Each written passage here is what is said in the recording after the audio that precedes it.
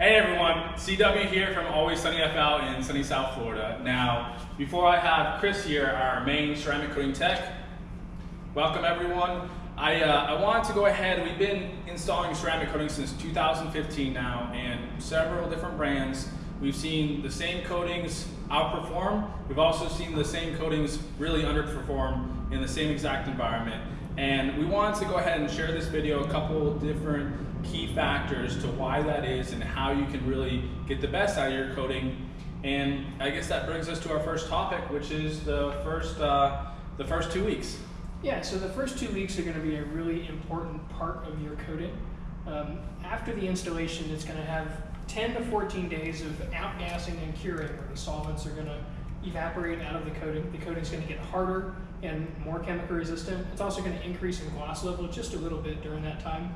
But it is really important during that time, because it's still susceptible to chemical damage and water spots, to make sure that you're keeping it away from any hard water or chemical that could cause any premature degradation.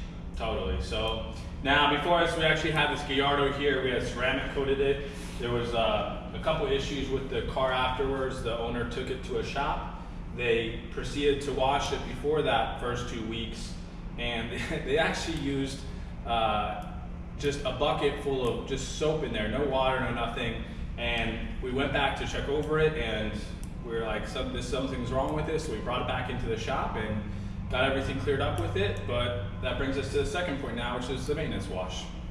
Yeah, so maintaining a coating is not that difficult, but it's really important. One of the most important things you can do for it is regularly wash it. We recommend washing a coating at minimum twice a month, preferably once a week. Those regular washes are going to do a couple of things. They're going to prevent mass amounts of buildup that usually cause some degradation in hydrophobic characteristics, but it can also cause other things to stick to the coating, to cause staining, stuff like that. But one of the other things it's really going to do well is negate the need of a booster spray.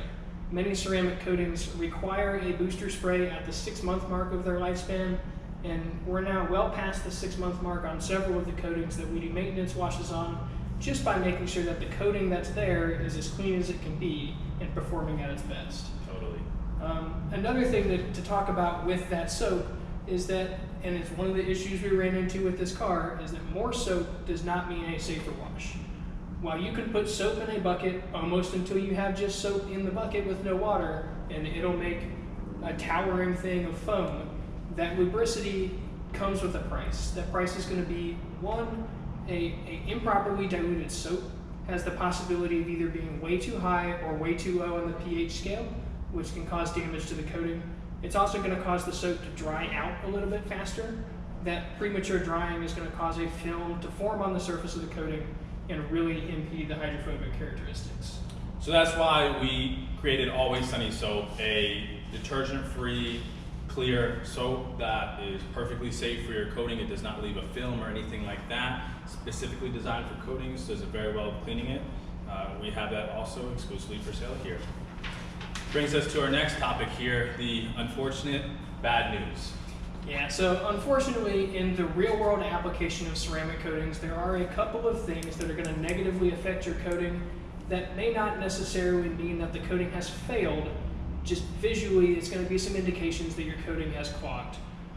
One of those best indications is going to be a loss of hydrophobic characteristics, and the most common way I see that happening is going to be a buildup of tree sap from vehicles that are parked outside. Now, it doesn't really matter where in the country you are. Here in South Florida, we deal with a lot of palm trees and date palm trees. Those produce a mist of sap, but you can't really see it on the surface of the vehicle in globs like you can with pine sap, but it will still clog the coating and cause premature hydrophobic characteristic failing. And another thing to talk about, especially down here in South Florida, is that sprinklers are not a free car wash. One of the issues we run into pretty regularly is we see cars that are covered in alkaline water spots, both coated and not coated vehicles. But it's important to keep in mind that because a ceramic coating is designed to make a tight bead, and small tight bead, that's going to mean any water that sits on the surface is going to be more susceptible to causing a water spot. And with the salty with the salty water we have here, it's got a lot of chemicals in it, and that can really increase the likelihood of you ending up with water spots. Now, to end this here, I mean, honestly, coatings are an amazing product. They, one, just make your car ridiculously shiny to where it is noticeable. It makes it a lot easier to clean. It keeps the car cleaner. It's going to obviously protect against the sun, chemicals. You're not going to have to worry about waxing and that sort of a nature. All of our personal vehicles are coated. We have plenty of customers that every time they get a new vehicle, they get that ceramic coated as well as all of our other services like expel paint protection film and tints and all of that as well. If you have any questions now about ceramic coating, anything like that, put it down below in the comments. We'll make sure to answer them in the next video for you. Thank you guys, and thanks for watching, and stay tuned. Thanks for tuning in. GoPro, stop recording. GoPro, stop recording.